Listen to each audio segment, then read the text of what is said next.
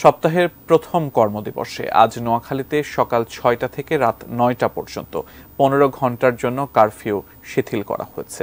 জনজীবন অনেকটাই স্বাভাবিক। নোয়াখালী সুপার মার্কেটের সামনে থেকে বিস্তারিত জানিয়েছেন প্রতিনিধি ফয়জুল ইসলাম জাহান।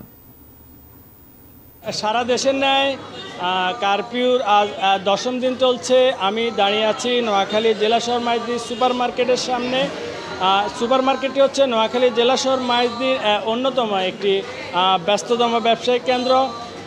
নোয়াখালীতে আজ ১০ম দিনে সপ্তাহের প্রথম কর্মদিবসে কারফিউ ১৫ ঘন্টার জন্য শিথিল করা হয়েছে। সকাল ৯টা থেকে রাত ১০টা পর্যন্ত কারফিউ শিথিল থাকবে। নোয়াখালী জেলা প্রশাসক দেওয়ান মাহবুবুর রহমান আমাদেরকে জানান যে নোয়াখালীতে যে কোটা আন্দোলনকে ঘিরে যে অস্বাভাবিক পরিস্থিতি, প্রথম দিক থেকে নোয়াখালীতে কোটা আন্দোলনকে ঘিরে তেমন ধরনের কোনো সহিংস বা হতাহতের ঘটনা ঘটেনি।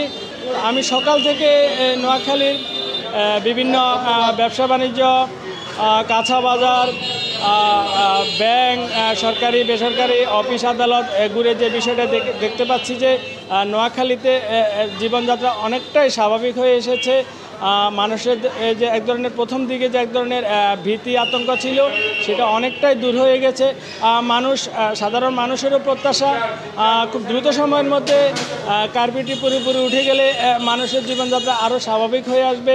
এ হচ্ছে নোয়াখালী থেকে কারফিউ নিয়ে আমার কাছে সর্বশেষ।